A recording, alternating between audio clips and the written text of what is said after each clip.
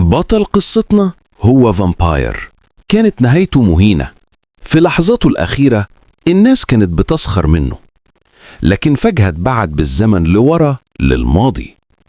وبما إنه رجع شايل معاه معرفة اللي هيحصل في المستقبل، قرر يزود قوته ويعيد كتابة مصيره.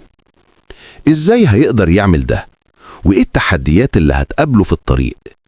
ده اللي هنعرفه في قصة النهاردة. في وسط عاصفة رعد السديدة، الفارس المقدس ظهر وهو بيستفز الفامباير اللي قدامه، واللي كان مستخبي نص سنة، وبيقال له بسخرية: انبسطت في نص السنة اللي كنت مستخبي فيها؟ الفارس واجه عدوه واتهمه انه وحش قذر تسبب في موت ناس كتير، وانه كان بيتلاعب بالفرسان المقدسين بذكاء. الفارس أعلن بحزم ان دور الوحش ده خلص، وان ربنا مش هيغفر ذنوبه من اللحظة دي.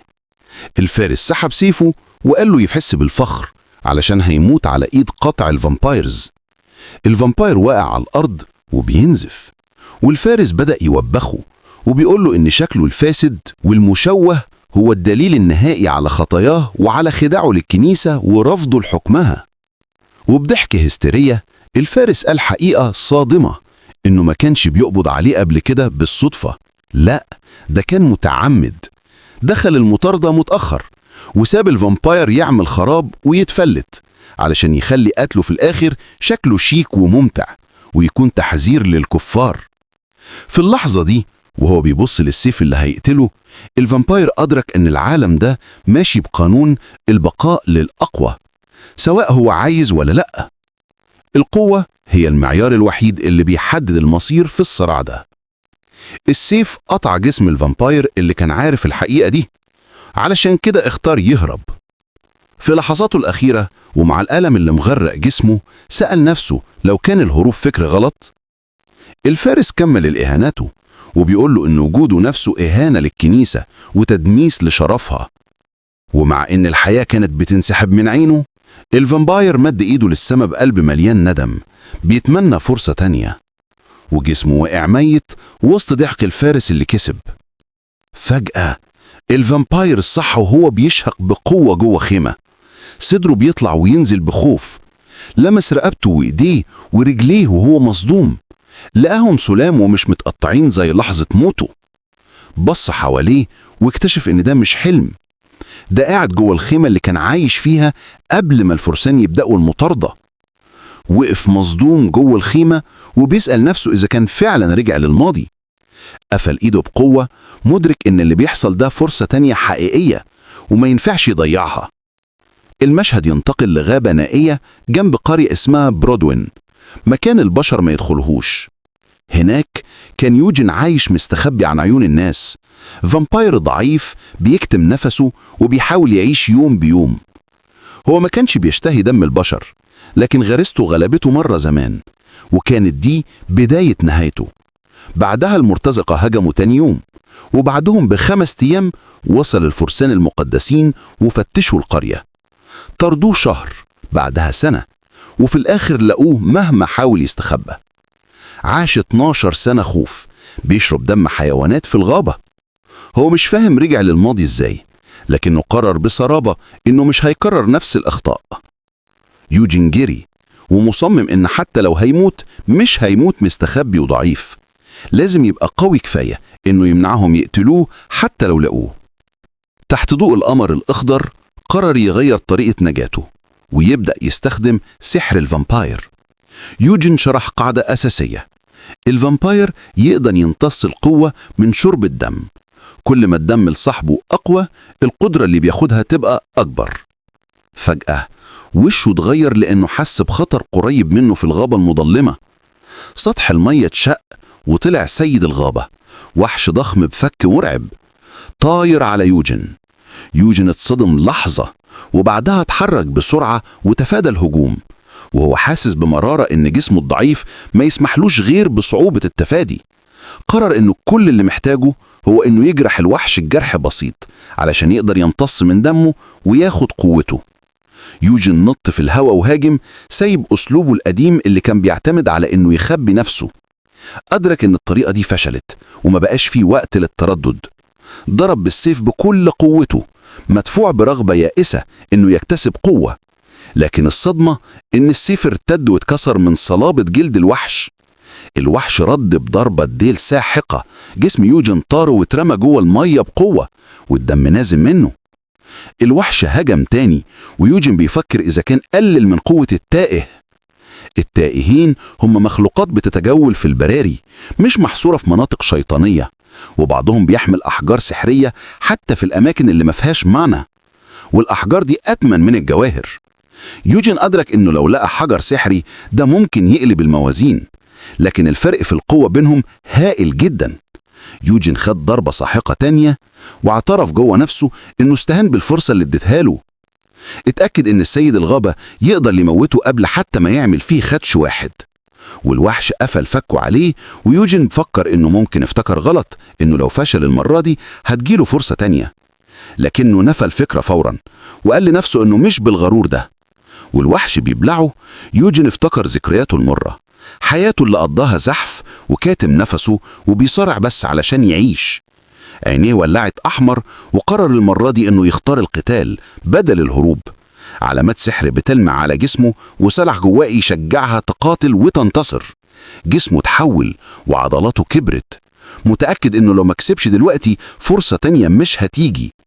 ومن جوه بطن الوحش قطع أحشائه، ماسك في مبدأ إنه مفيش المرة التانية بعد الهزيمة، فلازم ياخد النصر بإيده.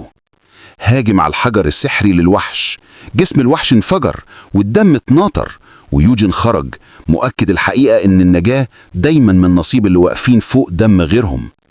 وسط أجزاء الوحش المقطعة، يوجين افتكر وعده لنفسه إنه لو جات له فرصة تانية مش هيهرب تاني، هيقاتل. وقف تحت ضوء القمر بشكله الجديد القوي، شعره الطويل بيطير في الهواء، وبيعلن عزمه إنه ياخد الدم وياخد النصر. وفي هدوء الليل وقف لوحده بعد المعركة، ملاحظ إنه ما امتصش دم سيد الغابة بس، لكنه امتص الحجر السحري كمان، وده اداله طاقة هائلة فوق توقعاته. بص على جثة سيد الغابة وهي عايمة، ولاحظ إن الكريستالة اللي سابها وراه مختلفة في اللون والحجم عن العادي. اكتشف إن القدرة اللي أخدها من الكريستالة بتديله إمكانية إنه يحول جلده لقشور سوداء صلبة، واستنتج إنه بفضل القشور دي ممكن يتحرك في النهار لو قدر يمنع ضوء الشمس يوصل لجسمه. استذكر معلوماته، هو عرف عن سيد الغابة من المرتزقة. المستنقعات ما كانتش واسعة في الأول، لكن السيول الموسمية وسعتها، وده اللي خلى الوحش يظهر ويهاجم على البشر. في وسط الفوضى دي، يوجين قدر يشرب جرعة من دم الوحش المصاب ويهرب بعد ما قتل شوية من المرتزقة. ولما فهم قوة الدم ده، قرر يرجع علشان يمتصه بالكامل. وبالرغم من القوة اللي اكتسبها، يوجين عارف إنها لسه مش كفاية علشان يواجه الفارس المقدس يونج ديرت. علشان كده لازم يتجنب الخسائر لحد ما يبقى متأكد إنه هيكسب. هو فاهم إن الفارس ده عنده مهارة عالية جدا في تتبع الوحوش والموتى الأحياء في أي مكان، وده بيخلي الهروب ملوش لازمة، وبيجبره إنه يجمع قوته للمواجهة بدل الهروب. ومع قرب شروق الشمس، يوجين قرر يرجع قبل الفجر ويأجل اختبار قدرة الكريستالة. وفجأة الهدوء اتكسر بصوت ساخر بيهزأ في السيد المزيف اللي استولى على الإقليم وحول البحيرة الجميلة لمستنقع وبيعلن موته أخيراً. الصوت بيشكر يوجين على إنه قتل المزيف ده اللي مات بطريقة مهينة، والمية حواليه بتتحرك بغرابة. بس الكائن الغامض بيطلب من يوجين يدفع تمن خطيته إنه لوث الأرض بالدم كده من غير تفكير. جنية مية بتظهر وبتعرف نفسها إنها ميران حارسة البحيرة، وبتعلن إن المكان ده أرضها الخاصة، وبتتوعده بغضب الغابة والأرض، وبتخوفه إنها تفرمه وتلعنه. يوجين طنش تهديداتها الدرامية وسألها ببرود هي مين، وده خلاها تستوعب إنه ما سمعش خطبتها العظيمة أصلاً، لأن الإحساس بالأرواح مهارة نادرة عند قليلين. ميران اتصدمت واتلخبطت لما كرر السؤال بجدية. اتأكدت إنه شايفها وسمعها، وسألته بخجل إذا كان سمعها وهي بتناديه مصاص الدماء القرعة. وقدم نفسها تاني رسميا إنها جنية مية اسمها ميران، وكانت صاحبة المكان قبل ما التمساح يستعبدها من 15 سنة. حاولت تزوق الكلام وتقول إنها كانت شريك استراتيجي، كانت بتنظف المية علشان تجذب الأكل للوحش، بس في الآخر شكرته بصدق إنه حررها ونظف المكان. ميران مدحت ذكاء يوجين وافتكرت إن شكل الراجل العجوز القرع اللي كان ظهر بيه كان مجرد تمويه ذكي علشان يخلي الوحش يطمن. يوجين في اللحظة دي لاحظ إن واحد من التاتو الموجودين على جسمه اختفى. ميران سألته بانبهار عن معنى الوشوم دي، هل هي علامات محاربين ولا أسماء ضحايا؟ رد إنه مش عارف، هي كانت موجودة دايما، وشرح إنه اتولد كمصاص دماء، وآخر حاجة فاكرها من أصله هي وجود 10 تاتو على جسمه. ما كانش عنده أي ذكريات عن بداياته، وكان عايش في هدوء ومش بيفكر في نفسه كتير. يوجين بدأ يفكر إن التاتو دي ممكن تكون علامات أو أختام بتتفك واحدة واحدة، وبعدين قرر يمشي وإدى لميران أمر تحمل غابة، وده صدمها إنه ماشي بسرعة بعد ما لقى حد يكلمه. فضلت ماشية وراه وتشتكي من الملل وإن قليل اللي بيشوفوا الأرواح، وبتحاول تقنعه يفضل علشان يساعدها في تنقية المستنقع اللي هياخد وقت طويل. عرضت عليه شوية مية نظيفة كهدية راقية لراجل شاحب ووسيم، وتقول إن مية جنية المية طعمها خطير، وبعدين تتفاجئ وتبخ مية من بقها وتطلب منه يدوق. بس يوجين بصلها باشمئزاز وقال لها تبعد عنه، ومع ذلك فضلت وراه بإلحاح تعرض عليه تنضف له مية أو تعمل له مية بطرق غريبة ومقززة، وتنادي عليه يا سيد ماشي بالليل علشان يوقف. بعد كذا يوم الليل نزل على قرية برودوين. فجأة القرويين اتلموا بخوف لما واحد جري ينادي على العمدة وبيقول إن الوحش أحمر العينين ظهر. الناس اتجمعت مرعوبة ومتوترة، بس اكتشفوا إن اللي افتكروه هجوم ما كانش غير كومة ضخمة من صيد متنوع سايبها ليهم، والناس وقفت مذهولة من كم اللحمة الهائل وهل ينفع ياخدوها كلها؟ القرويين اتلخبطوا يفكروا إيه اللي في دماغ الوحش ده، وخصوصا إنه بيجيب لهم صيد مرة كل أسبوعين ولسه مش ميعاده. الوحش اللي عايش عند سفح الجبل بقاله 10 سنين وما عملش مشاكل كبيرة لسكان القرية، ولحد ما العمدة ما كانش فاهم بيعمل إيه وافق بخوف لما يوجين طلب يدخل القرية شوية. أول ما ظهر من 10 سنين نشر الرعب في القرية، بس بمرور الوقت وبإنه كان بيدفع ضرايب في هيئة حيوانات ميتة اتكونت علاقة غريبة إن الناس تجاهلته وهو تجاهلهم. العمدة قال لها بكتمة أهلا بيك للضيف اللي ما شافوش من زمان، والناس اتصدمت لما يوجين كشف وشه. بابتسامة هادية قال لهم إنه بعد عزلة طويلة اتعافى تماما من مرضه وجاي النهاردة مخصوص علشان يشاركهم الخبر ده.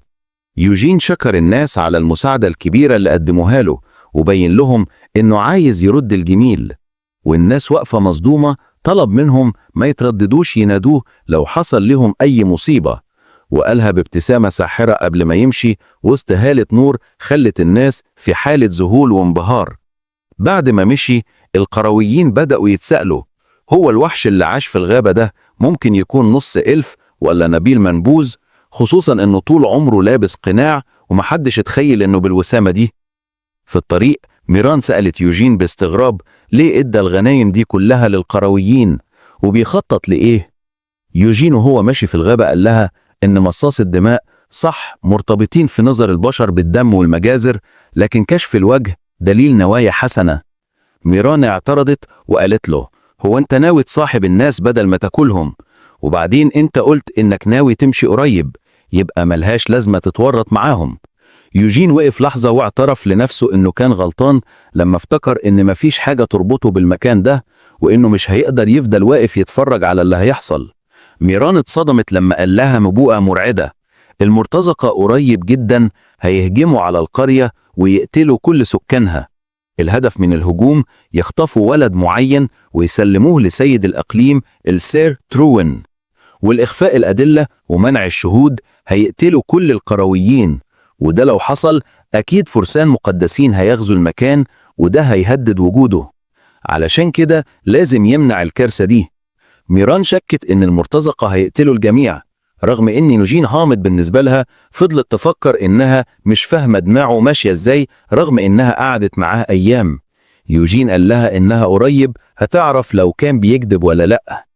يوجين قرر إنه أول خطوة لازم يكسب ثقة القرويين علشان يظهر قدامهم كشخص غير مضر، وده لخبط الجنية لأنها مش فاهمة العلاقة بين كسب الثقة وبين هجوم المرتزقة. ميران خبطت في ظهره لما وقف فجأة وسألته بتوجع: ليه وقف كده؟ يوجين لاحظ مجموعة من الرجال المسلحين جايين ناحيتهم. واحد منهم سأل: مين الراجل اللي واقف في الطريق؟ المرتزقة افتكروا إنه مجرد قروي بسبب لبسه البسيط، وده لخبط خطتهم إنهم يهجموا على القرية فجأة. واحد منهم لاحظ إنه وسيم زيادة عن اللزوم بالنسبة لهم، بس قرروا يتخلصوا منه بسرعة علشان هو لوحده وما عندوش سلاح، وكمان خوفا إنه يصرح ويبوظ الكماين. ومن غير أي إنذار مرتزق هجم من وراه بفأس عملاق علشان يموته. ميران صرحت تحذر يوجين، وهو استعد يستخدم قوته علشان يصد الهجوم الغادر. وفي لحظة لمعت عينه الحمراء في الضلمة واتحرك بسرعة البرق وضرب ضربة شقت الدم، وبدأ تنفيذ الخطة اللي قرر يعملها. في اللحظة دي يوجين افتكر كلامه مع ميران لما أكد لها إنه لازم يكسب ثقة القرويين بأي تمن علشان ما يشكش فيه. ميريان اتفاجئت لما يوجين قدر يصفي الخصم بضربة واحدة. يوجين وقف ومية الدم مغرقة وشه وهدومه، وهو بيعلن حكم الإعدام بتاعه على كل المرتزقة دول، ومأكد إن ولا واحد فيهم هيسيبه عايش. الهلع مسك قلوب المرتزقة أول ما شافوا قدراته غير البشرية، وواحد فيهم صرخ محذر الباقي إن الشخص ده مش بني آدم، ده مصاص دماء. واحد منهم حاول يمسك نفسه ويلم الموقف، وفضل يزعق ويقول لهم ما يخافوش، وإن كونه مصاص دماء ده شيء كويس، وإن لو سلموه للكنيسة وهو لسه عايش هياخدوا مكافأة ضخمة. بعدها هجم عليه بسيفه الضخم، بس الصدمة شلت وشه لما يوجين مسك نصل السيف بإيده العادية، مسكه بقوة خارقة. بحركة سريعة يوجين عدى دفاعه وضربه ضربة دموية أسقطته. المرتزقة استوعبوا إنهم مش بيواجهوا مصاص دماء عادي، فقرروا يكتفوا إنهم ياخدوا جثته على الأقل. الهجمات نازلة عليه من كل اتجاه، وواحد فيهم طمع إنه يقطع راسه، لكن يوجين كان بيتحرك وسطهم زي الشبح، بيمزق أجسامهم واحد ورا التاني، لحد ما واحد وصفه قدام الباقي إنه شيطان، وواحد تاني قال لهم ما يتهوروش ويهجموش بشكل أعمى. مرتزق أصلع ضخم تقدم ماسك مدقة مليانة مسامير ومهدد إنه يسحق يوجين. يوجين صد الضربة التقيلة بإيده، وده صدم المرتزق اللي ما صدقش إن ضربته توقفت. يوجين لاحظ الشمس وهي بتغرب، وده اداله أفضلية مطلقة، كسر سلاح خصمه وأنهى حياته بضربة ساحقة، وهو بيعلن إن الليل هو وقته الحقيقي. وقف يوجين وسط الجثث اللي متبعترة حوالينه وبيفكر إن ده أنسب وقت يخفي آثار الدم.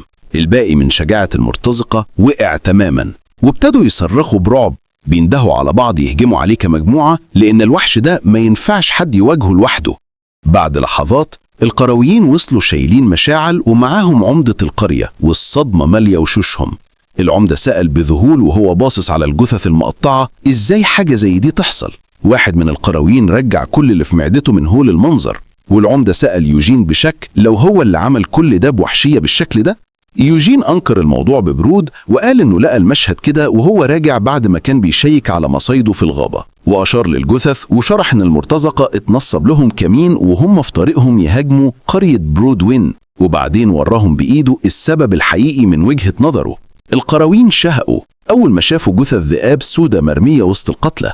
يوجين حبك الكذب بمهارة وقال إن الذئاب كانت بأعداد كبيرة وبتلتهم الجثث أول ما وصل، فقتل شوية منهم والباقي جري، وممكن يكونوا بيراقبونا دلوقتي. العمدة اتفاجئ من قدرته إنه يقتل الوحوش الخطيرة دي لوحده. قروي راح يبص على الجثث وفعلا أكد للعمدة وجود علامات واضحة لمخالب الذئاب، وده برأ يوجين في البداية. قروي تاني أكد نفس الكلام وقال إن كل الجثث واضح عليها إنها متهاجمة من ذئاب. العمدة حس بالخجل واعتذر ليوجين إنه شك فيه، ويوجين قبل الاعتذار بأدب. يوجين سأل عن مصير الجثث لأنه ما يقدرش يسيبها كده. فالعمدة قرر يدفنوهم في القرية، بينما مريان كانت بتوشوش وتكركر وهي بتسخر من يوجين اللي كل كلمة بيقولها كذب. الحقيقة إن الذئاب ما كانتش طرف في المعركة، هم ظهروا بعد ما يوجين خلص على المرتزقة فقتل الذئاب كمان، وبعدها استخدم فك ذئب ميت علشان يعمل خدوش وعلامات عض على جثث المرتزقة علشان يحبك قصته ويخفي الحقيقة. مريان كانت بتسأل نفسها ليه يوجين مهتم بالشكل ده قدام صورته قدام القرويين، رغم ان إخفاء جريمته شيء كويس، كان يقدر يسيبهم يشكوا براحتهم، بس هو اختار يفضل ويعدل صورته ويتأكد إنها سليمة. الجنية لاحظت إنه ناوي على حاجة، وده ظهر لما قرب من العمدة بملامح جدية. يوجين قال للعمدة إنه كان بيدور في الجثث على أي حاجات شخصية علشان يرجعها لأهالي الموتى، لكنه لقى رسالة مختومة وطلب منه يقرأها. العمدة مسك الرسالة بإيدين بترتعش وعرف الختمة فوراً، ده ختم اللورد توروين حاكم المنطقة. عينه وسعت من الصدمة وهو بيقرأ المحتوى ومش قادر يصدق. بصوت مبحوح سأل يوجين الكلام ده حقيقي؟ فجأة لف ناحية القرويين وفضل يصرخ بيدور على ولد اسمه فيلي. واحد رد وقال إن الولد جوه القرية، وفيلي فعلا كان قاعد جوه بيت من البيوت وبياكل أكله بمنتهى البساطة، بينما الرسالة كشفت السر الخطير إن الولد ده ممكن يكون ابن غير شرعي للورد توروين. العمدة استوعب إن المرتزقة ما جوش ينهبوا خلاص، دول كانوا في مهمة محددة لاستهداف الولد ده، والصدمة خلت رجليه تتخدر. المشهد بيرجع شوية قبل كده، قائد المرتزقة واقف مذهول من القوة اللي بيبيد بيها جنوده. يوجين بيتحرك بسرعة البرق وسطهم وبيمزق أجسامهم بإيده من غير ما يديهم فرصة يتنفسوا. المرتزقة فهموا إن الهرب يعني الموت، فواحد منهم صرخ يحفز الباقي يهجموا بدل ما يترددوا. حاولوا يجمعوا شجاعتهم مقنعين نفسهم إن مهما كان وحش هو عنده دراعين ورجلين بس، فاندفعوا كلهم يهجموا مرة واحدة. قائد المرتزقة ما قدرش حتى يجري بسبب إصابته والذعر اللي مسكه، لعن حظه اللي خلاه يقابل الوحش ده بالذات في الوقت ده. تقدم ناحية يوجين بخطوات متخبطة من وراه، لكن يوجين ركله ركلة مدمرة كسرت درعه ورمته في الهواء. جثته اتحدفت بقوة لحد ما اترزقت في جذع طجرة ضخمة وابتدى يسعل دم من شدة الألم. القائد كان بيزحف وسط جثث رجالته بيترجى يوجين يبطل قتل، بيسأل بصوت مرتعش لو يوجين كان مستنيهم من الأول وليه استهدفهم هم تحديدا. حاول يبرر ويقول إنهم بس كانوا بيعملوا شغلهم، لكن يوجين قطع كلامه ببصة مرعبة وعينين بتلمع وقال له بصوت جازم الشغل ده كان إيه؟ وبعدين قال بوضوح القرية دي بتاعتي. الكابتن بيعتذر وهو مرعوب وبيقول له إنه ما كانش يعرف إن القرية ملكه وإنهم ما جوش يصطادوا مصاصين دماء ولا أي حد من نوعه. الكابتن بينشف الحقيقة وبيقول إن ابن توروين غير الشرعي مستخبي في القرية والناس كانوا فاكرينه مفقود، لكنه كان مخبي هويته هناك ومهمتهم كانت بس إنهم يدوروا عليه. يوجين بيتهم الكابتن إنه كذاب شاطر وبيقول له إن مفيش سبب يخليهم يجيبوا العدد الكبير ده من المرتزقة علشان مهمة بسيطة زي دي. يوجين بيضغط عليه وبيسأله إذا كانوا ناويين يبيدوا القرية كلها، فالكابتن بيرفض وهو متوتر، وبعدها بيعترف إن يوجين مش غلطان قوي في استنتاجه. الكابتن بيعترف إن اللي استجروهم ما كانوش كبار عيلة توروين نفسهم، لكن كانوا كمار توروين وفيرل توروين. يوجين بيستنتج إن الموضوع فيه صراعات سياسية بين النبلاء، والكابتن بيقول إن العدد الكبير ده كان مجرد إجراء احتياطي لو حصل أي طارئ أثناء خطف الابن غير الشرعي، وبيطلب السماح. اسم فيرثل توروين لما بيوصل لأذن يوجين بينزل زي الصاعقة لأنه عارف الاسم ده كويس، ده قائد فرقة صائدة مصاصين الدماء والفارس اللي طردوا زمان مع الفارس المقدس جون ديرت. يوجين بيحلل الموقف بسرعة وبيعرف إن فيرثل كفارس مستحيل يأمر المرتزقة يعملوا مذبحة علنية، وإن قرار إبادة القرية كان من المرتزقة نفسهم علشان يمسحوا أثارهم. وساعتها يوجين بيفهم ليه الفرسان المقدسين لقوه في حياته السابقة، مش علشان غلطة منه لكن علشان اختفاء قرية كاملة خلى الكنيسة تطلق حملة بحث ضخمة لحد ما لقوه. الكابتن بيكمل كلامه وهو بيتوسل وبيقول إنه افتكرها فرصة يكسب فلوس وإنه عمره ما كان هيعمل كده لو عرف إن يوجين موجود.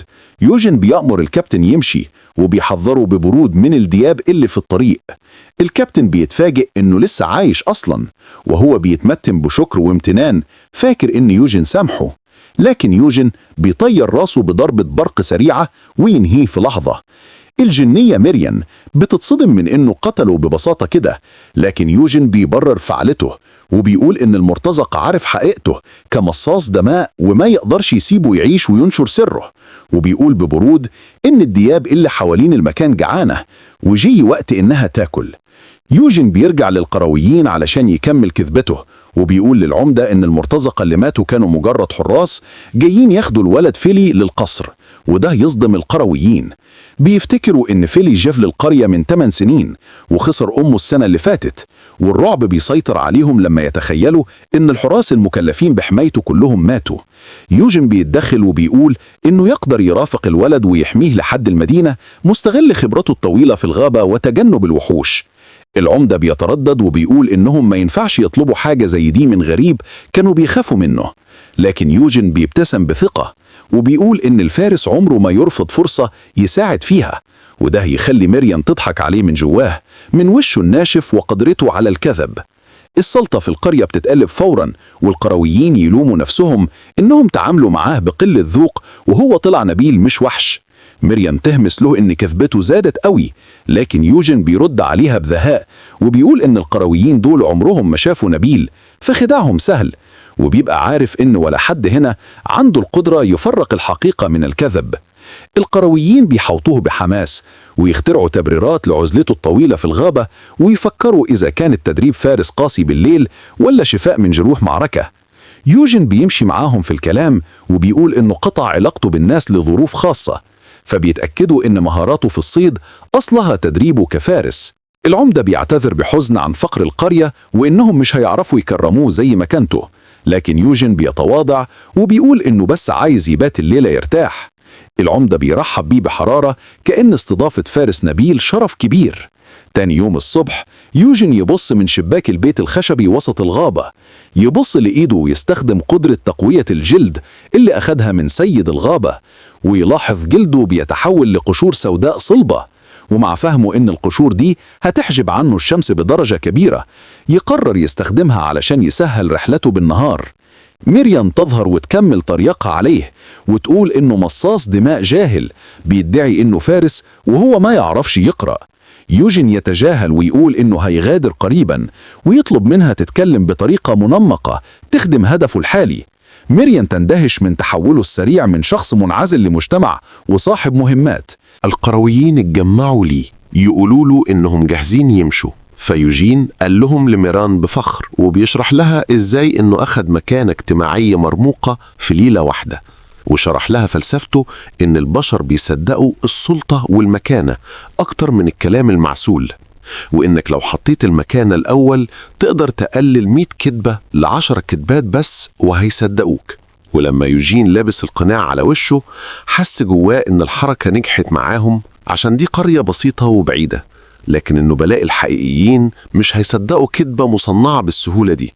يوجين قرر يخلي كذبه حقيقة، وباعتماد على الثقة اللي بناها بأعماله الكويسة عمدة القرية قرأ ورقة توضيحية كتبها يوجين علشان يقدمها للولد فيليد. وفي نفس الوقت يوجين كان فاهم جواه إن لف الكذب بقدرات حقيقية هو الطريق إنه يخلي كل الناس تصدقه. فيليد عرف نفسه باحترام ومتحمس إنه ياخد إرشاد السير يوجين في رحلتهم. يوجين فهم إنه علشان يحول الكذب ده لحقائق فعلية هو محتاج مكانة اجتماعية عالية، فرجع يعرف نفسه للولد باسم جان يوجين من عيلة يوجين، وبدأوا الرحلة. ويوجين حاطط في دماغه يستخدم الولد علشان يبقى نبيل بجد من خلاله. وصلوا أطراف قرية برام زي ما اليافطة الخشبية بتقول، ويوجين لاحظ دقة المعلومات. سأل يوجين الولد إذا كان بيعرف يقرأ، وفيليد قال أيوة، وشرح إن أمه الله يرحمها علمته الحروف. وزود وقال إن رغم إن أمه كانت بسيطة لكنها اتعلمت قراية وكتابة من واحد كانت بتحبه، بس عمره ما توقع إن الشخص ده يبقى السير تيروين. وميران لقت الفرصة مناسبة إنها تقول لليوجين يطلب من الولد يعلمه الحروف بحجة إن كل حاجة ماشية معاه كويس. فيليد اتصدم واتلخبط من فكرة إن فارس ما يعرفش يقرأ ولا يكتب، فيوجين حاول يلم الموقف بسرعة. اخترع قصة درامية وقال إن لقب الفارس مجرد شكل، وإن عيلته وقعت، ففضل عايش بالسيف مش القلم علشان يعيش. فيليد صدق القصة بتأثر، بينما يوجين بيرسخ فلسفته، خليهم يشكوا الأول وبعدين يصدقوا. أول ما تكسب ثقتهم، الثقة دي تبقى درع سميك يغطي أي كذبة. الجنية ميران كانت بتغيظ يوجين على تمثيله الخرافي، وبتقوله إن الكذب الكتير ممكن يجيب الشبهات. لكن نظرة فيليد اللي مليانة ثقة بتأكد إنه بلع الطعم، وصدق يوجين 100% من غير ذرة شك.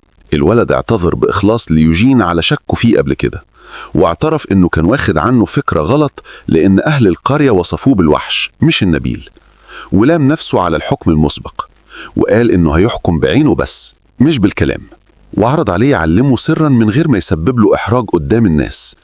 وهو بيسأله يعرف أكتر عن ماضيه، سهم غادر طار قدام وش فيليد. فيليد صرح من الخضة ووقع على الأرض، ويوجين شاف الهجوم ببرود تام. قطاع طرق ظهروا من بين الشجر، وواحد فيهم بيتريق على صاحبه لأنه معرفش يشد القوس صح.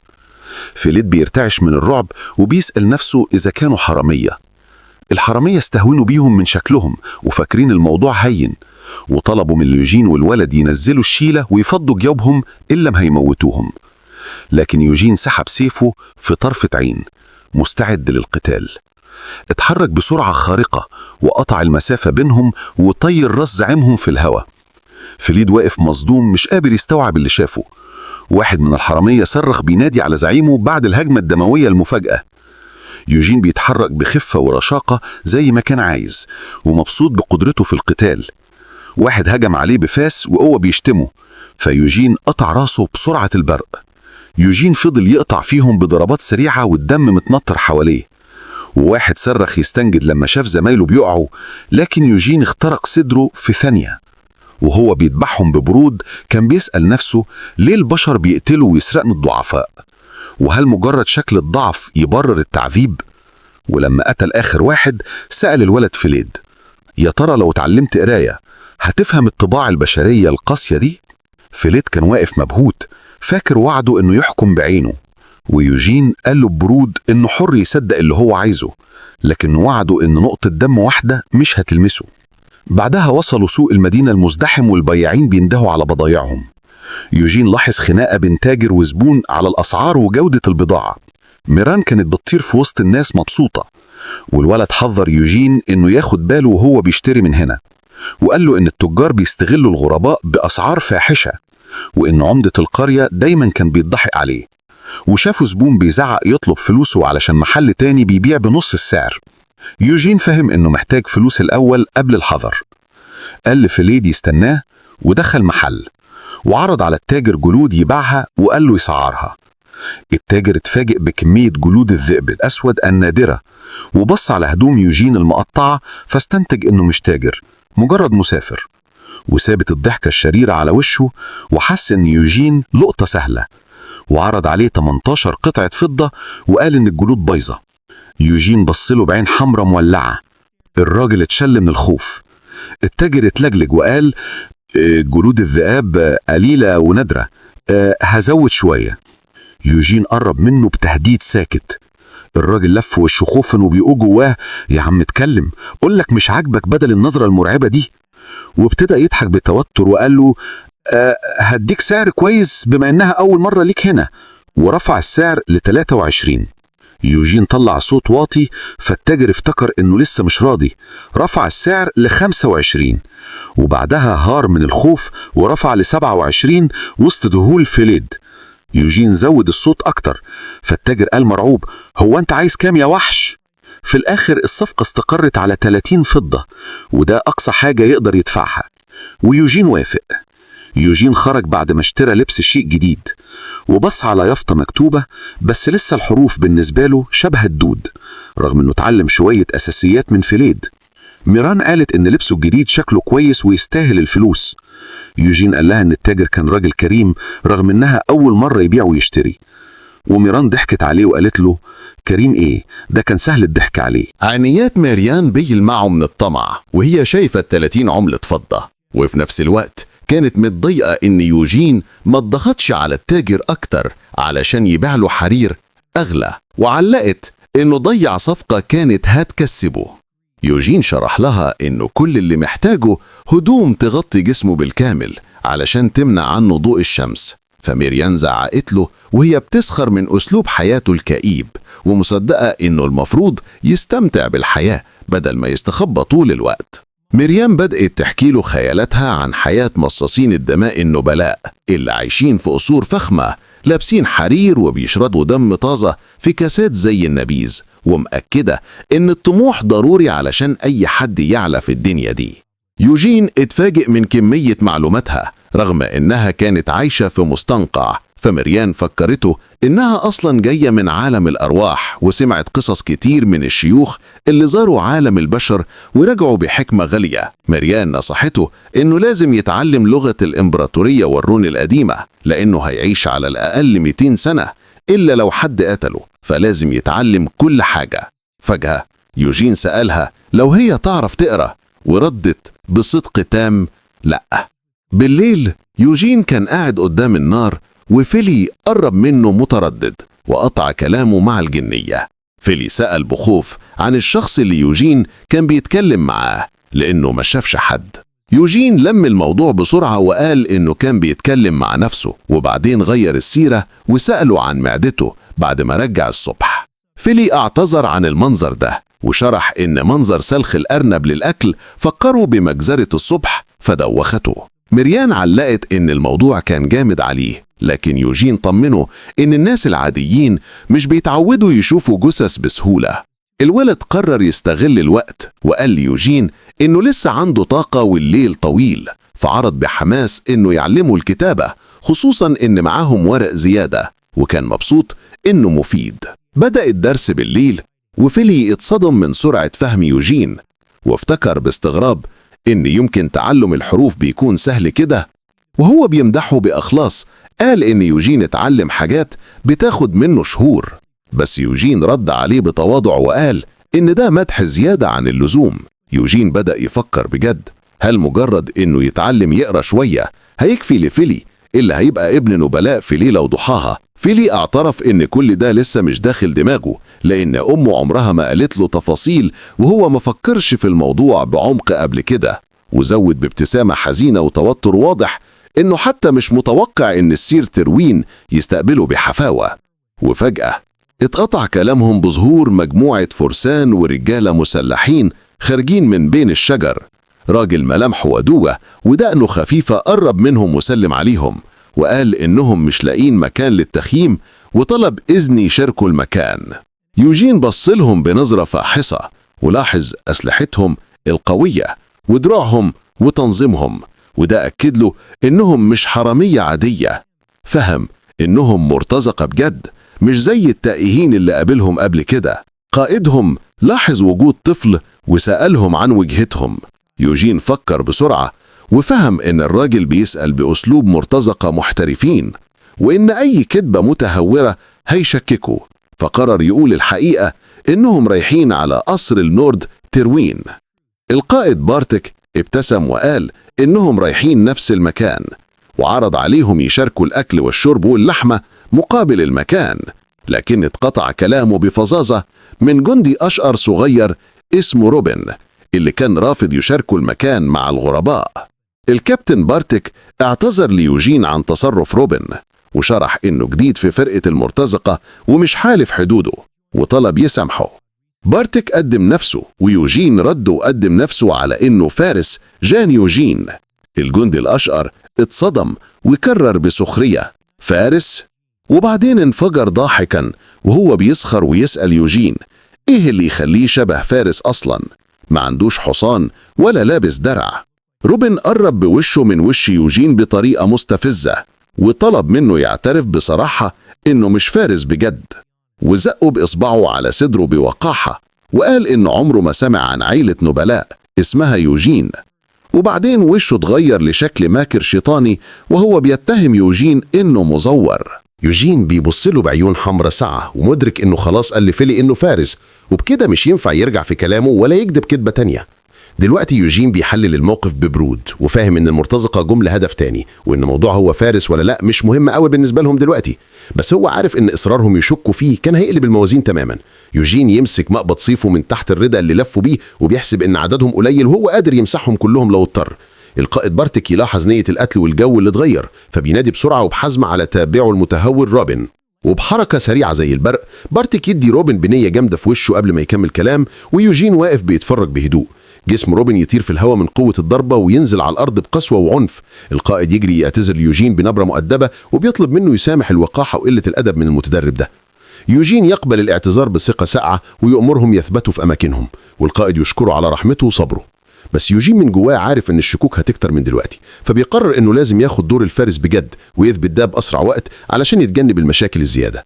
بعدها بعيد عن يوجين بارتك يقعد جنب روبن اللي لسه مغمى عليه. روبن يفوق فجأة ويسأل بصدمة هو اتضرب بالقوة دي ليه؟ القائد يزعق له ويمسحه بالأرض ويناديه غبي ملوش مخ. بارتك يصرخ فيه بغضب، يسأله ازاي يتجرأ يهجم على فارس من غير ذرة خوف كأنه كان بيطلب الموت بإيده. القائد يضربه على دماغه تاني ويشرح له بحدة انه لسه منقذه وانهم كلهم كانوا هيموتوا بسببه.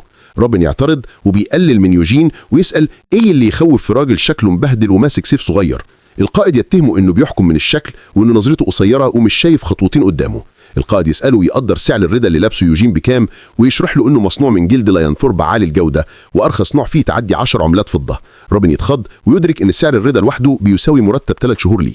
القائد ويضيف حاجة تانية، يوجين كان بيقرأ جواب وده معناه انه متعلم بيعرف يقرأ ويكتب، وده ينفي انه يكون واحد من العامة. القائد يكشف الحقيقة المرعبة، يوجين كان فعليا على وشك يسحب سيفه، ولو ده حصل كانوا كلهم ماتوا ويمكن واحد بس اللي كان هيفلت. روبن كان بيرغي من غير ما يعرف انه الموت كان محاوط من كل ناحية. القائد يشرح له بالتفصيل، لاحظ ان يد يوجين اليمين كانت جوه الردى ماسكه السلاح ورجله الشمال راجعه ورا شويه، وده وضع مميز بس للخبره اللي بيعرفوا يوزع وزنهم مع مسار السيف بدقه رهيبه. القائد ياكد له برعب انه لو اتاخر بتدخل ثانيه واحده بس راس روبن كانت هتبقى على الارض. روبن يحاول يتشطر وهو بيقول وهو بيستتر ان القائد كان هيصد الضربه. بارتك يبص له بجديه كامله ويشرح له انه مش فاهم قد ايه الفرسان مرعبين واقوياء.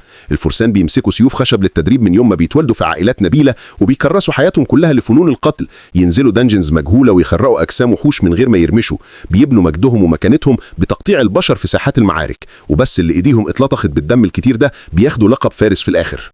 القائد يشرح ان انتحال شخصيه فارس جريمه كبيره، وانه سواء يوجين فارس حقيقي ولا مزيف فالمصيبه واحده، بل لو مزيف فالكارثه اكبر، علشان اللي يجرؤ يبعي كده لازم يكون مجنون او واثق انه جاهز يدفع حياته على سيفه.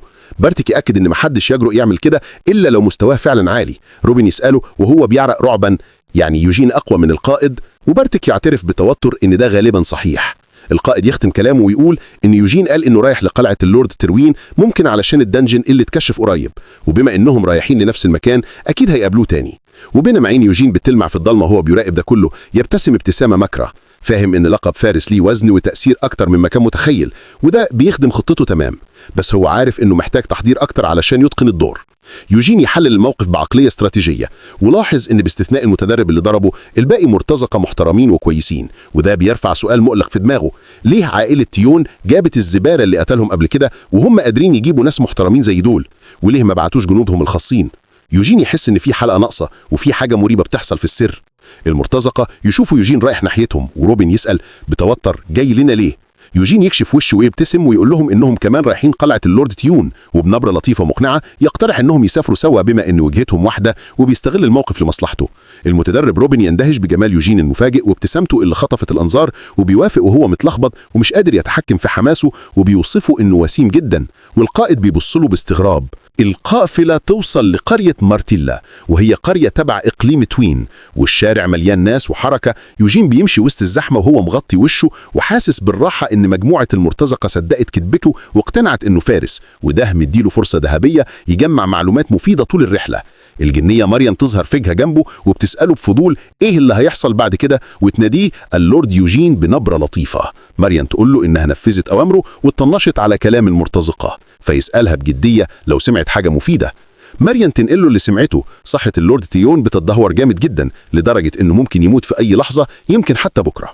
هي بتضيف معلومة مهمة تانية، إن في زنزانة جديدة اكتشفوها قريب في أراضيه، وبيشاع إن اللي سيطر عليها هياخد منها ثروة ضخمة، بس عائلة تيون ما عندهاش لا الفلوس ولا العمالة الكفاية علشان تفتحها وتستغلها. يوجين بيفكر في الزنزانة باهتمام، وفي نفس الوقت مريم بتسأله بقلق عن مصير الولد فيليد. لو اللورد تيون مات قريب، إيه اللي هيحصل للعيل؟ مش هيرجع يتيم تاني أول ما يوصل؟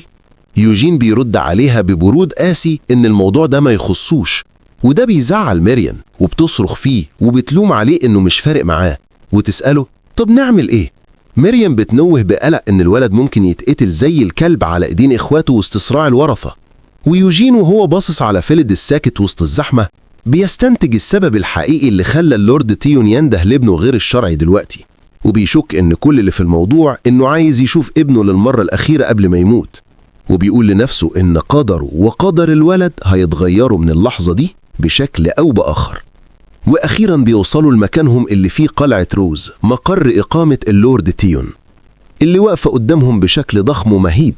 يوجين يدخل من البوابة الرئيسية ولاحظ إن القلعة أكبر بكتير من اللي توقعه. مريم بتطير حواليه بانبهار شديد وبتنصحه إنه يترقى بسرعة علشان هو كمان يعيش في قلعة فخمة زي دي. يوجين بيسكتها وبيقول لها تبطل كلام فاضي وتدخل، وفيليد واقف مستغرب من تصرفات يوجين. واحد من الحرس بيوقفهم بحدة وبيطلب يعرفوا نفسهم ويقولوا جايين ليه. قائد المرتزقة بارتك يطلع لقدام وهو مبتسم بثقة وبيقدم مجموعته على إنهم مرتزقة متكلفين من نقابة تجار برلين. الحارس يسأله عن هوية الباقيين. قبل ما يرد، شاب أشقر ملامحه متعجرفة يتدخل ويقدم نفسه على إنه كمار، الابن الأكبر ووارث عيلة تيون، وبيسأله ببرود لو العربة اللي وراهم فيها البضايع. بارتك يأكد إنهم سلموها بأمان، فكمار يزعق لهم يبطلوا الوقوف زي التماثيل ويبدأوا يفرغوا حالا. كمار ياخد باله من يوجين واقف لوحده فيسأله بنبرة متعالية عن هويته وليه مش شغال زي الباقيين. يوجين يتقدم بثبات وهدوء ويعرف نفسه على إنه الفارس يان يوجين، ويشير لفيليد ويشرح إن الولد معاه. وفجأة صوت حازم يقطعهم وهو بينادي أخي كمار، وبيزعق له ويسأله هو فاكر نفسه بيعمل إيه. يوجين وهو سامع الصوت يلف ناحية صاحبه ويتمنتم إنه يعرف الصوت ده كويس، وفي نفس الوقت واضح الضيق على وش كمار. فارس لابس عباية حمراء ودرع لامع بيظهر وبيقول بصرامة إن قال الكلام ده مليون مرة وإن تفتيش الغرباء شغلته هو كحارس للقلعة. يوجين بيبصله بتركيز شديد وملامحه بتتجمد تحت القناع وهو سامع الصوت اللي عمره ما هينساه. ذاكرته ترجعه لأيامه الصعبة لما المدير العام لوحدة صائدي مصاصي الدماء ظهر في ذكرياته، الراجل اللي لقى يوجين لأول مرة وهو مستخبي واللي عذبه وطرده بدون رحمة مع يونغ ديرت. واتضح إن صاحب الصوت هو بيرتل تيون، الابن الثاني للعيلة وفارس العيلة المباشر، واقف بثقل بعبايته الحمراء. بيرتل يسأل أخوه بجدية أنت بتعمل إيه هنا؟ كمار يرد بنظرة فيها ضيق وسخرية ويسأله لو لازم يكتب تقرير عن كل نفس بيطلعه، ويلمح بسخرية إن تصرفاته بتوحي للناس إن هو الوريث الحقيقي مش كمار. بيرتل يتضايق وينفي. يوجين يقطع الخناقة دي ببرود ويقدم ليهم الجواب ويقول إنه مبعوث من كبير قرية برودوين.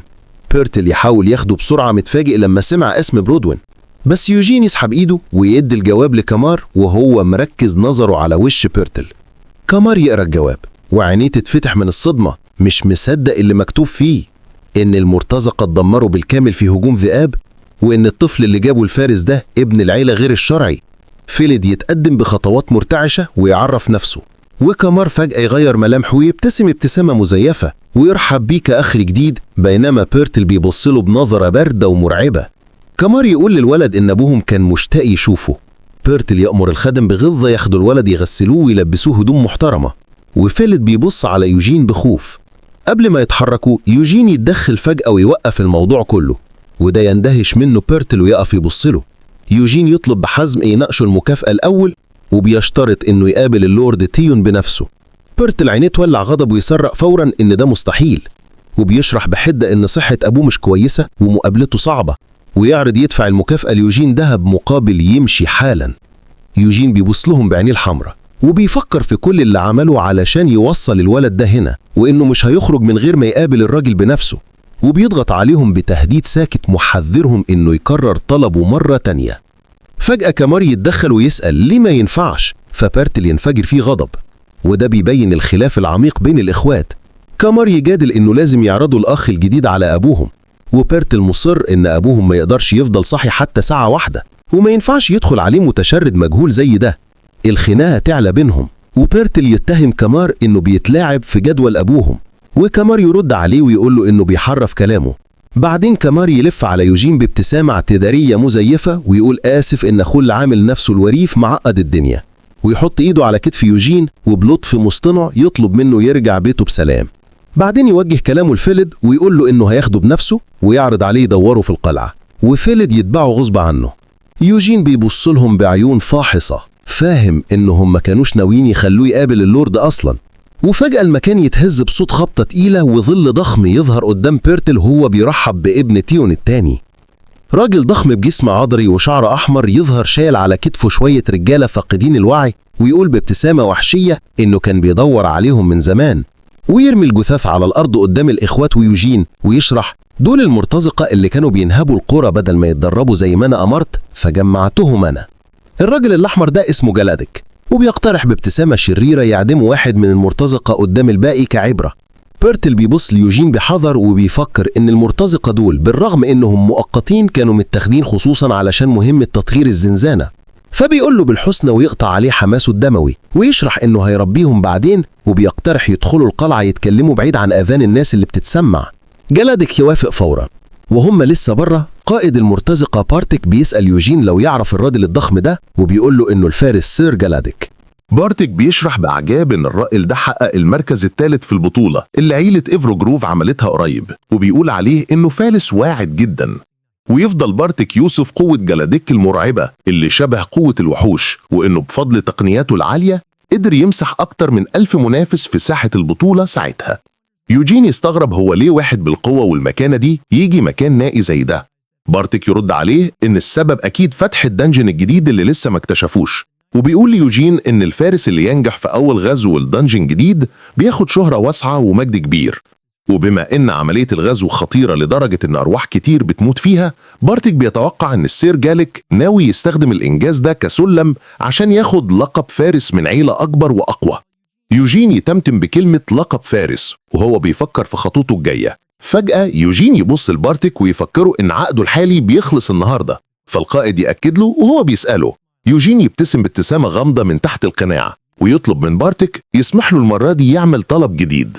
في نفس الليلة كامار قاعد جوه القلعة بيبص على بيرتل وهو بيعاقب المرتزقة، وكامار من جواه مصمم إنه هو اللي لازم يفتح الدنجن مش أي حد تاني، وغرقان في أفكار سودة عن أخوه بيرتل اللي بقى بيطمح علنيا لمنصب الوريث من ساعة ما صحة أبوهم ساءت. وكامار فاهم كويس إن وجود فارس قوي زي جالك مع أخوه ومع علاقاته معناه حاجة واحدة، إن بيرتل ناوي يفتح الدنجن بنفسه، ولو ده حصل رأي الشعب والدعم كله هيقلب في صف بيرتل، وده هيهدد مكانة كامار بشدة. كامار يحس بالعجز واللخبطة ومش عارف يعمل إيه. هو مش قادر يوظف ناس عشوائية عشان يواجهوا التحدي ده. تفكيره يتقطع لما الخادم يدخل ويعلن إن السير يوجين عايز يقابله، وده يبوظ دماغ كامار، بس بسرعة يفتكر إنه الفارس اللي جاب فيلي قبل كده، فيؤمر بالإدخال بعد ما يفكر شوية. الباب يتفتح ويدخل يوجين بحضوره المعتاد، وكامار يرحب بيه ويقول له السير يوجين. كامار يحاول يمسك زمام الكلام من الأول ويطمن يوجين بخصوص الولد فيلي، وبيقول إنه واخد باله منه كويس ويدعيه يقعد، ويأكد له إن أبوه هيديه مكافئته أول ما يصحى. كامار يقول إنه كان مبسوط إن يوجين سلم الخطاب له هو قدام بيرتل، ويفسر إن الخطوة دي رفعت راسه قدام أخوه المنافس شوية. يوجين بيبتسم ابتسامة مجاملة ويشكره على كلامه، لكنه بسرعة يغير نبرته ويقول إن تدخل طرف ثالث في شؤون العيلة حاجة غريبة شوية. كامار يدخل في الموضوع على طول ويفضل يسأل يوجين جاي ليه وعايز ايه، وهل هدفه انه يقابل والده عشان يطمن على حالته. يوجين يقول له ده صحيح، بس كمان جيت اقدم عرض خاص للورد كامار. ببصة حادة يوجين بيقدم عرضه المباشر انه ينضم لفرقة غزو الدنجن. كامار ينفجر ضحك بسخرية شديدة ومش قادر يمسك نفسه من غرابة الطلب، يمسح دموع الضحك وبيقول انه يوجين طلع اظرف من مكان متوقع، ويسخر منه ويقول له انت متأكد اصلا انك فارس؟ وبعدين يواجهه بإشاعة إنه قتل 5 قطاع طرق، ويسأله بسخرية هل هو ناوي يدخل الفرقة عشان يكبر سمعته كفارس؟ وليه كامار يضيع وقته مع الطلب السخيف ده؟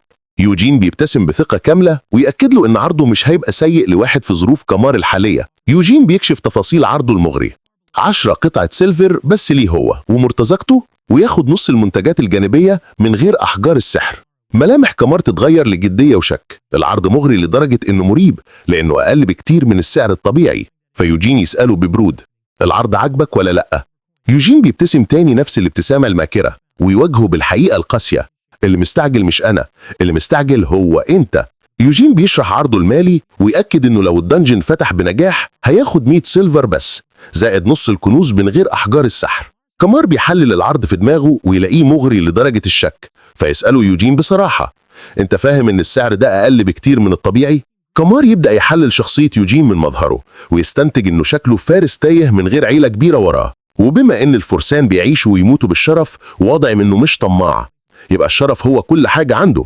كمار يتخيله كفارس نبيل فوق الفلوس ويصدق ان ده السبب الحقيقي ورا عرضه الضعيف.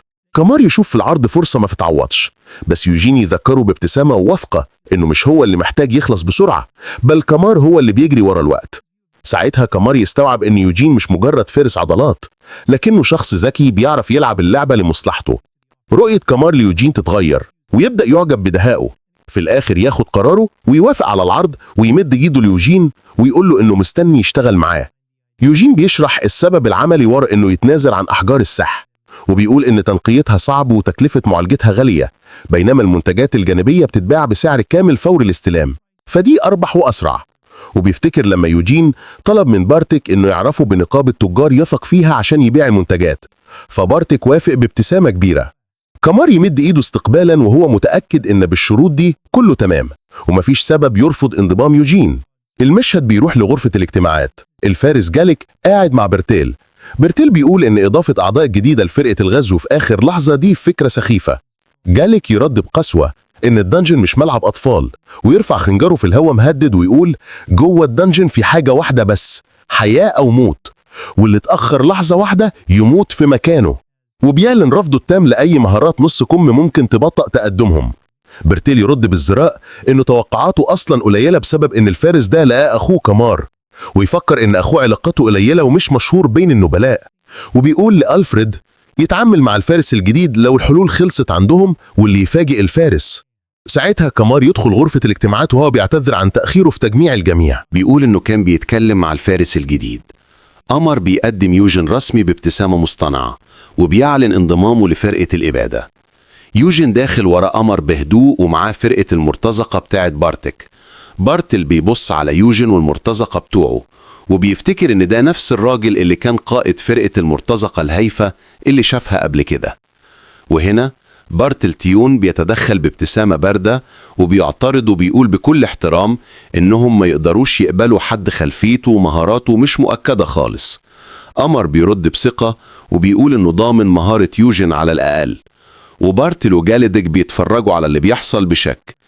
قمر يفكرهم بأصابة قطاع الطرق اللي مسببة مشاكل كبيرة على حدود الإقليم واللي هم فشلوا يحلوها من زمان. وقمر بيطلع الورقة الرابحة وبيقول إن السيد يوجين مسح العصابة دي كلها بسيف قصير واحد وهو في الطريق، وبيسألهم لو المهارة دي كفاية ولا لأ. فجأة من غير أي تحذير خنجر طاير بيطير بسرعة برق ناحية يوجين. يوجين بيصد الخنجر بمهارة وهدوء وبيرجعه بقوة لدرجة إنه بيغرس في الحيطة الخشب وراهم، والناس كلها بتتفرج مذهولة. جالدك بيظهر وهو مبتسم ابتسامة متوحشة وبيقول تمام كده، وبيعتذر بسخرية واضحة عن كلامه الوقح في أول لقاء، بس بيوجه إهانة مبطنة ليوجين وبيقول إن بشرته اللي ما فيهاش ندوب وإنه مش مسمر معناها إنه اتدلع طول عمره. جالدك بيقف بطوله قدام يوجين وعينيه كلها تحدي صريح وبيسأله بنبرة استفزاز: مش هتورينا مهاراتك يا باشا؟ بره الخبر بينتشر زي النار والناس بتتجمع في الميدان وهما بيصرخوا من الدهشة إن السير جالدك داخل في مبارزة دلوقتي. كل الأنظار رايحة لساحة القلعة والناس مستنية تشوف مهارات الفارس اللي أخذ المركز الثالث في البطولة الكبرى. الجمهور بيوشوش بخوف وانبهار من قوته الأسطورية وبيقولوا إنه عنده القدرة يمزق وحوش بإيديه، وبيسألوا بدهشة إذا كان الراجل ده بني آدم أصلاً. وعكس ده كله يوجين واقف هادي تماماً قدام الوحش البشري ده. واحد من المتفرجين بيقول إنه بدأ يشفق عليه. جالدك بيطلع سيفه الضخم بابتسامة واثقة واستفزازية. يوجين بيطلع سيفه وبيقلد وقفة جالدك. الحكم بيعلن بداية المبارزة والجرس بيرن معلن بداية القتال. جاليدك بيندفع بسرعة هائلة والسيوف بتتصادم وشرر بيطير. ضربات عنيفة وسريعة، ويوجين بيصد الهجمات التقيلة بمهارة، وقطع خشب صغيرة بتتطاير من قوة التصادم. جاليدك بيبتسم بابتسامة وحشية وهو بيستفز يوجين يواجهه. الهجمات مستمرة، ولحد ما جاليدك يضطر يتراجع تحت ضغط الهجوم العنيف وبيحاول يمتص قوة الضربات. المرتزقة واقفين مبسوطين من اللي بيشوفوه، والجندي الجديد بيسأل إذا كان جاليدك بيتراجع من غير ما يرد. بس القائد بارتك بيصححه بذكاء وبيقول إن جاليدك مش بيتهزم، هو بس بيختبر خصمه وبيفهم أسلوبه.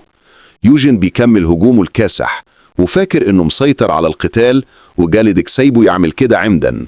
وفي اللحظات دي جاليدك بيخلي أسلوب خصمه بدقة، ولاحظ إنه قتاله أخشن وعشوائي أكتر مما توقع، ما فيهوش أي نمط ولا عادات واضحة، وده بيخلي التوقع صعب.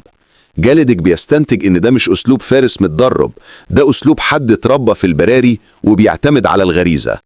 يوجين ياخد باله من نظرة التحليل في عين جاليدك، فالأخير يبتسم بسخرية وبيقول له مباشرة إنه كذاب في موضوع إنه فارس، وبيكشف الحقيقة وبيقول إن قتاله وحشي ووقفته رخمة، وإنه ما عندوش تدريب حقيقي، وإنه معتمد على قوة جسمه الخرافية. وبيقول إن الفروسية مش مجرد سيف، بس واضح إن تبادل شوية ضربات كان كفاية يكشف الحقيقة. يوجين قرر يرد عملي وبيهجم على جاليدك وبيقول له إنه بيثرر كتير. جاليدك بيصد الهجوم بابتسامة مجنونة وبيقول له اهزمني بقى لو عايزني أسكت. القتال بيعلى والساحة بقت عاصفة من السيوف والضربات. جاليدك بيضرب ضربة ساحقة ويوجين بيحاول يصدها. التصادم يعمل انفجار قوي يرفع غبار كثيف مغطي الرؤية. الجمهور بيهتف وبارسلس بيبتسم فرحان وبيقول يمكن يوجين اتطرد من الضربة. بس فجأة من وسط الغبار عين حمراء بتلمع ويوجين بيهجم بسرعة برق. جاليدك بيصد الضربة ومصدوم إن يوجين بيطور ويتعلم بسرعة غير طبيعية طول القتال. الاتنين بيتبادلوا ضربات سريعة وقاتلة لحد ما يوصلوا لضربة قوية تكسر السيوف. يرموها في نفس الوقت، وفي لحظة مواجهة مباشرة ايديهم بتتشابك ووشوشهم تقرب وصمت كله تحدي. جاليدك يضحك مندهش وساكت بيفكر ازاي يوجين عنده القوة المهولة دي رغم جسمه أصغر، ويبص لعينه وبيعترف جواه حقيقة لا مفر منها، إن قوته الخام أعلى بكتير من قوته هو. لكن جاليدك يعرف إن خبرته القتالية هي اللي عنده فيها الأفضلية، فيغير وقفته بتركيز شديد عشان يستغل اللي عنده. جاليدك يهجم بضربة واسعة بس يوجين يتفاداها بخفة مذهلة ويخليه يضرب في الهواء. الهجوم مستمر وجاليدك بيحاول يسحقه بقوته الضخمة ويوجين بيتهرب. وسط القتال يوجين بياخد باله من فتحة في دفاع خصمه وبيستعد يرد بضربة. جاليدك يدرك إن حركات يوجين مش دقيقة زي الفرسان، لكنها تكيف سريع وغريزة نجاة. وقبل ما يفوق يوجين بيبغته بلكمة قوية في وشه تخليه يتسائل مندهش الراجل ده جه منين. جاليدك اعترف لنفسه بالهزيمة في اللحظة دي وهو بيتلقى بوكسات يوجين. بوكس يوجين خلى جسم جاليدك الضخم يطير في الهواء بقوة مرعبة. جسم الفارس خبط بعنف في الحيطة اللي ورا ساحة القتال وولد دمار وتراب مال المكان. الحكم أعلن بصوت بيترعش نهاية المبارزة بفوز الفارس يانجي يوجين. يوجين واقف بياخد نفسه بصعوبة والناس حواليه بتهمس ومصدومة، مش قادرين يصدقوا إن الفارس المجهول ده يمتلك قوة مجنونة خلته يهزم جاليدك. مرتزقة يوجين انفجروا ضحك وفخر ويشاوروا عليه بفخر ويقولوا إن الراجل القوي ده هو قائدهم وفارسهم. وسط الركام جاليدك فتح عينه وبص للسماء، قام واقف ببطء والعيون كلها اتثبتت عليه مستنيين بخوف هيعمل ايه بعد هزيمته. جاليدك مشي ناحية يوجين بخطوات تقيلة ويوجين وقف ياخد حذره، وفجأة جاليدك مسك ايد يوجين ورفعها فوق وطلب من الجمهور يصفق للفائز الليلة، واللي كان يوجين مش فاهم هو بيعمل كده ليه. الجمهور سرح بحماس جامد يهتف باسم يان يوجين في كل أركان القلعة. بيرتل كان بيتفرج بملامح فيها صدمة وغضب مكتوم من النتيجة اللي ما كانش متوقعها. المشهد ينقل لجوه القلعة يوجين قاعد قدام ترابيزة عشاء فاخرة، والخدم بيقولوا له إنهم واخدين أوامر صارمة من السيد كامار. الخادم قال إن كامار مصمم إن يوجين ياكل كويس ويرتاح استعدادا لفتح الدنجن، وإنهم هيشرفوا على كل وجبة بنفسهم. الخادم واقف مستني رأيه في الإضاءة ونوع النبيذ اللي يفضله. وهنا الجنية ميران تهمس وتغيظ يوجين إنها مش قادرين يقولوا للبشر إن الفامباير مش بيحتاجوا أكل أصلا، وتقول له بهزار: يا ترى هتجيلك مغص لو كلت كل ده؟ يوجين قرر يتصرف بسرعة، مسك بطنه ومثل إنه تعبان. الخدم اتخضوا وبصوله بقلق وهو بيعمل نفسه جاوه مغص مفاجئ. صرخ فيهم وقال يمشوا وإنه هو اللي هيهتم بأكله لوحده من دلوقتي. وميران تقول له إنها هتقول لكامار إنه يفضل يقعد لوحده علشان يتعود يعيش منعزل في الجبال لعشرات السنين. تاني يوم نظرة الناس ليه اتغيرت 180 درجة. كامار استقبله بضحكة واسعة وقال: أهلا بالفارس القدير يان يوجين، نمت كويس؟ وقال له وهو بيضحك إنه لاحظ إن يوجين رفض كل الراحة والخدمات اللي بعتها له. وفجأة رابن دخل بصوت عالي مزعج الصبح، ويوجين كان متضايق من دوشة بدايات اليوم.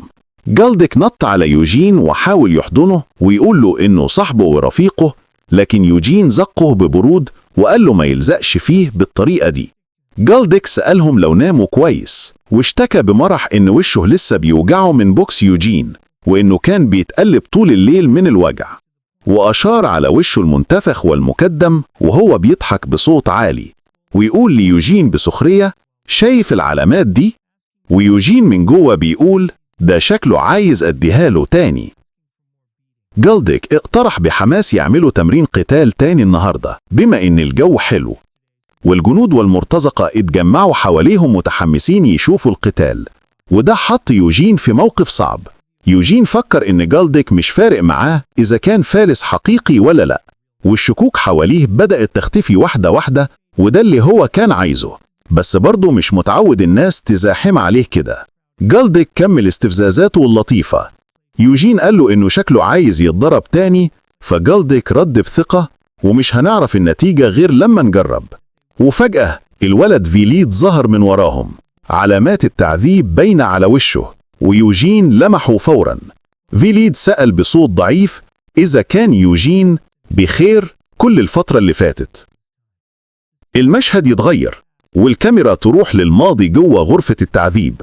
راجل هدومه مقطعة بيصرخ ويترجى سيده يعفو عنه. برتلتيون واقف فوقه بملامح باردة وقاسية، والراجل غرقان دم على الأرض. برتل زعق له بنبرة حادة إنه لو كان عمل شغله صح ما كانش كل ده حصل. وبرتل لامه مباشرة وقال بوضوح إنه لو الولد كان اتقتل من الأول في القرية الملعونة، الفارس صاحب العين الحمراء ما كانش وصل لقلعة روز أصلا. عينيه لمعت بلون أزرق مرعب وهو بيصرخ بغضب مكتوم إن خطته كانت هتمشي زي الفل لو ما كانش فيه الفشل الحقير ده. التابع حاول يبرر وهو بيرتعش وقال إن فرقة المرتزقة اللي جابها كانت المفروض تكون موثوقة، لكنهم طلعوا شوية أغبياء اتكلوا على إيد الذئاب السوداء. فبيرتل يكمل سخريته منه علشان ما كلفش نفسه يتأكد من الموضوع قبل ما يطلب الطلب ده. بيرال يمسك وش تابعه بعنف ويقوله بنبرة سادية: هو انت عينيك دي محطوطة للزينة ولا ايه؟ والراجل عينه مليانة رعب، فبيرال يقرع بدم بارد ان لو العيون دي ملهاش لازمة يبقى الأفضل يقلعها. التابع يصرخ من الألم والذعر وبيريال ينفذ تهديده. بعدها يسأله ببرود بعد ما خلص: لازم أعمل إيه دلوقتي علشان أصلح اللي حصل؟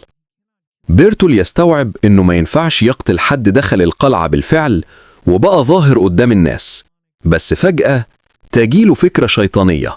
يبص على جسم فيلياد المرمى على الأرض ويتمتم إن الطريقة دي هتبقى الوحيدة، وكمان هتنظف الجثة كويس، وده تلميح لخطة يتخلص بيها من الولد جوه الدنجن.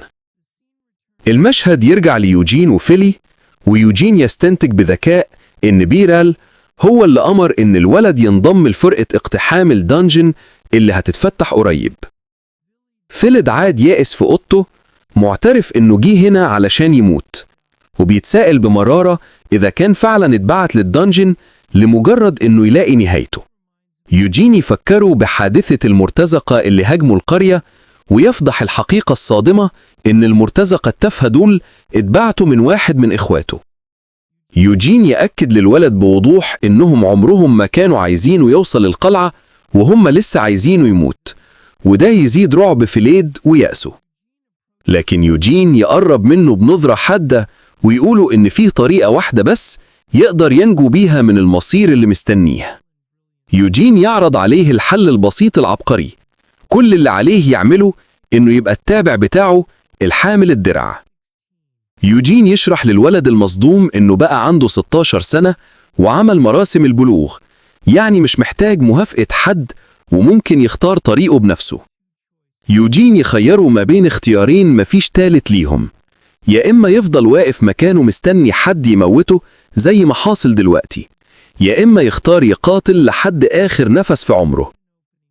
يوم فتح الدنجن يوصل، والفرقة واقفة قدام البوابة العملاقة المتسلسلة بالسلاسل، والناس فاهمين إن بما إن الدنجن لسه ما اتفتحش قبل كده محدش يعرف الوحوش اللي هتطلع. جالدك يمسك القيادة ويشرح الخطة حسب حجم البوابة. بيتوقعوا وحوش ضعيفة زي الجوبلينز والكوبولدز، ووسطية زي الترولز والعناكب، وبيحذر إن الوحوش العالية الرتبة مفيش توقع ليها، ولو ظهرت يحصل انسحاب فوراً. جالكيد يصدر أوامر إنه يتفتح الأنفاق الأول، والحمالين ورا بيسكتوا ويقولوا الحمد لله إنهم حمالين بس، ويمكن دمهم يفضل في جسمهم المرة دي. واحد منهم يخطط وحوش الضعيفة، بس صاحبه يزعق له ويقولوا إنه أهبل، وإن غارات البداية بتكون جحيم ومحدش بيهتم بالخط الخلفي، وإنه مش مستاهل يموت زي كلب ضال علشان قرشين. الجبان يقترح يهرب لو الدنيا باظت، وفجأة ياخد ضربة قوية من وراه. بيرتلتيون يظهر وسط الحمالين ويسأل بنظرة مرعبة عن مكان اللقيط فيلي، ومؤكد إنه عينه في النقطة دي بالذات علشان يكون مع الحمالين. واحد من الحمالين يسأله باستغراب إذا كان يقصد الولد الصغير فيليد، ويشير له. بيرل يلف يلاقي فيلي بيدي يوجين كيس صغير فيه شراكات أكل، وبيقول له يرجع بالسلامة، ويوجين يرد عليه بنبرة إيجابية إنه هيرجع. بيرل يجرى ناحيتهم ويزعق لفيليد إنه فار هربان، ويوصف يوجين إنه همجي بلا رحمة، وبيرتل يزعق في وش الولد يوبخه إنه بيضيع وقت، ويؤمره بعصبية يشيل شنطته ويروح مكانه فورا، ولما يلاقيه مش بيرد يهجم عليه بعصبية يشده ويتساءل إذا كان الولد اتطرش. وقتها يوجين يبقى واقف بيتابع الموقف، وفجأة إيد قوية توقف حركة بيرتل.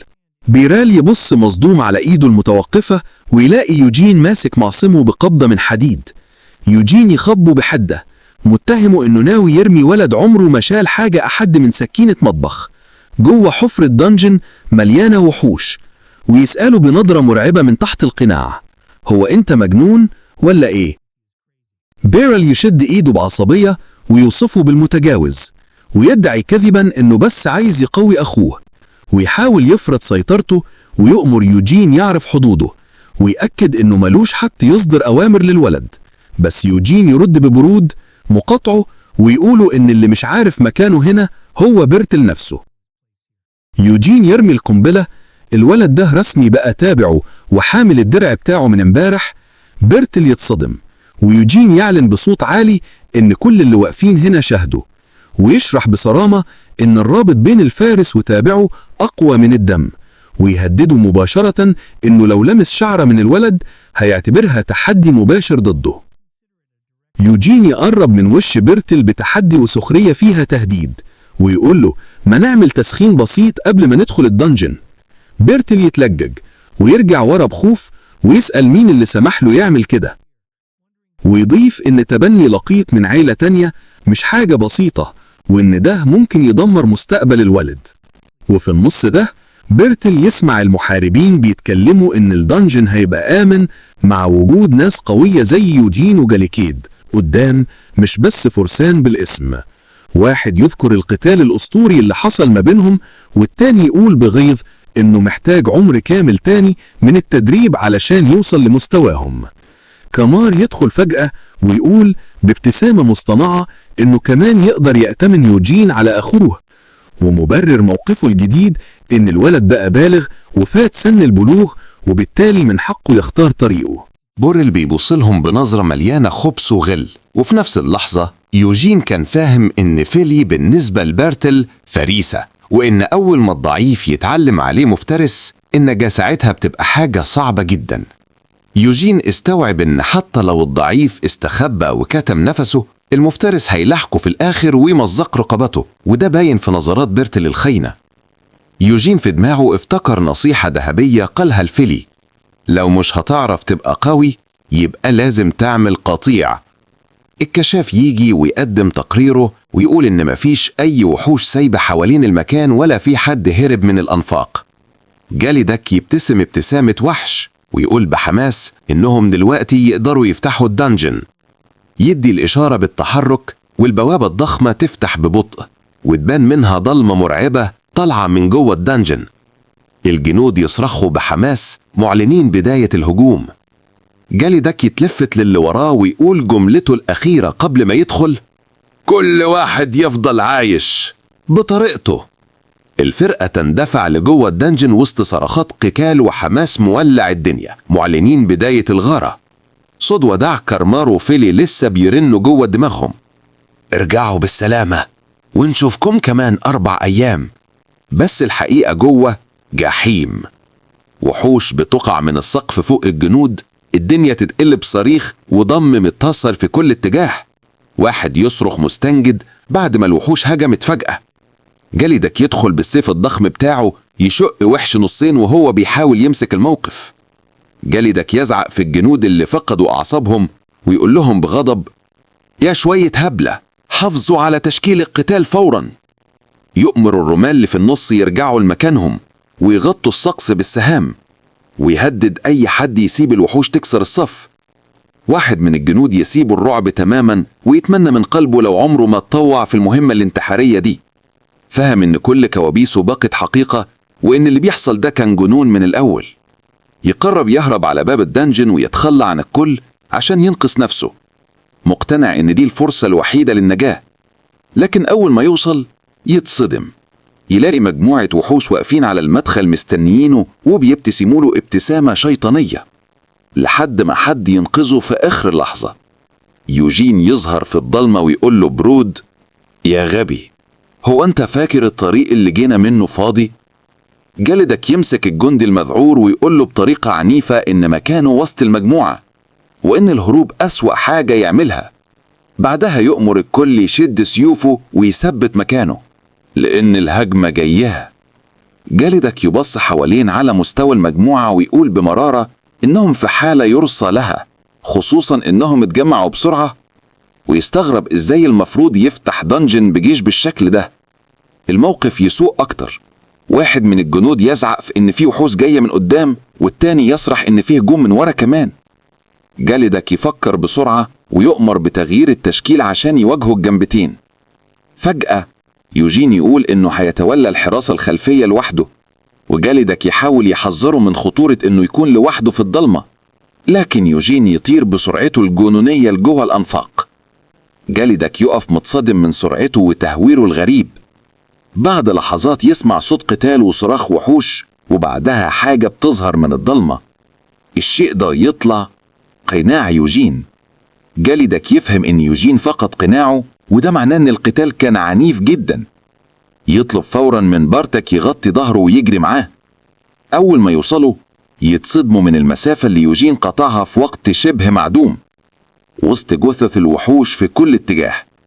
يوجين واقف بكل هدوء ماسك زهرة منورة ويسأل ببرود: دي غالية؟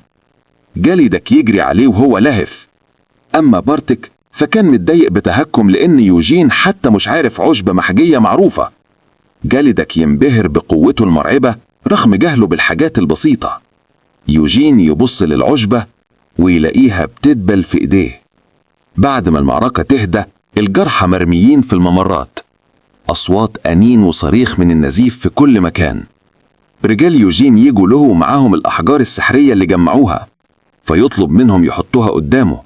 يوجين يبص لكمية الأحجار الصغيرة ويتسائل، ده كله بعد كل الوحوش دي؟ يؤمرهم يرتاحوا، ويفكر مع نفسه إن الأحجار هنا لونها أزرق مش زي الحجر الأحمر اللي خده من الواندرر قبل كده. الجنية ميريان تظهر وتبص للأحجار الصغيرة بإحباط، وتقول إنها قليلة جدا مقارنة بالأحجار عالية الجودة، وتشرح إن جودة الحجر السحري على طول مرتبطة بقوة وحجم الوحش. يوجين يسألها لو الواندررز اللي في البرية أحجارهم أكبر.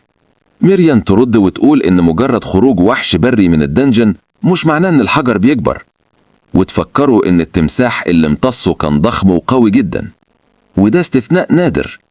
تطمنوا إنه كان محظوظ لما بلع الحجر الأحمر ده، وتقول له إن مفيش فايدة يدخل الدنجن ولا يبهر النبلة لو الأرباح قليلة. لكن فجأة يوجين يقف مكانه، حس بحاجة، وفي اللحظة دي جالدك يصرخ في الجنود اللي افتكروا إن في استراحة، ويقول لهم يرجعوا فورا للتشكيل لأن وقت الاستراحة خلص، ويوبخهم ويسميهم ضعفة، ويعلن إن هو ويوجين هيبقوا في المقدمة، ويهدد اللي يهرب من غير إذن إنه هيدفع التمن غالي. يوجين يبصله وهو مستغرب ومش مستوعب المفارقة. دي أول مرة ليه في الدنجن برضه، ومع إنهم طالبين منه يقود الهجوم هو بيقرر إنه لازم يشيل المسؤولية عشان المرتزقة أقل بكتير من اللي كان متوقعه. جالدك بيتقدم بحذر وبيفهم إن الوحوش اللي جاية دلوقتي مستوى تاني خالص عن اللي واجهوه قبل كده. جالدك بيشاور ليوجين وبيقوله إن الوحوش اللي كانت مسيطرة على الدنجن من زمان واضح إنها كانت بتستخدم الجوبلينز كقمة بس، وإن اللي بيظهروا دلوقتي دول الأسياد الحقيقيين. مجموعة من الأوركس المدرعين تقيل بتظهر، وده بيأكد استنتاج جالدك إنهم دلوقتي قدام وحوش ميد رانك على الأقل، وبيقول إنه لو قدروا يتعاملوا مع دول يبقى أكيد في وحوش أعلى منهم مستنياهم في أعماق الدنجن. والعساكر بيبلعوا ريقهم من الخوف.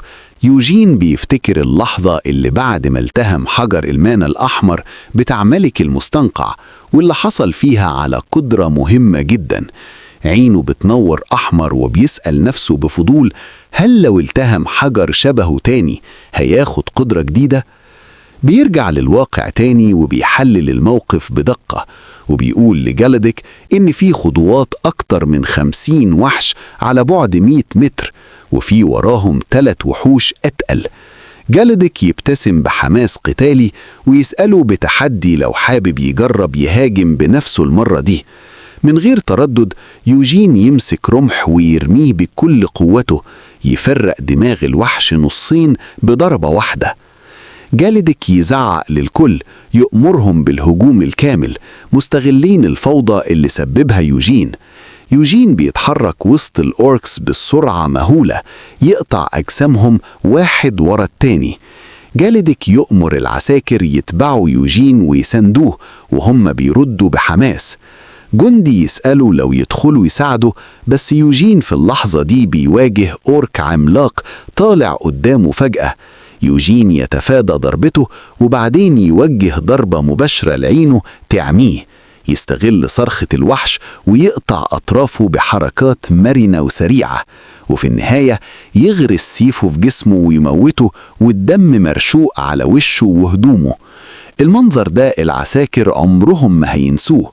بيشوفوا يوجين وهو بيسحق أعدائه بقوة ساحقة، بيشوفوا أسلوب قتاله كأنه مبارز شريف أنيق ثابت وكله نبل، من غير ما يعرفوا الوحش اللي مستخبي ورا القناع ده. وبيفهموا ساعتها إن اللي قدامهم حاجة مختلفة خالص عن صورة الفارس اللي اتعودوا يشوفوه.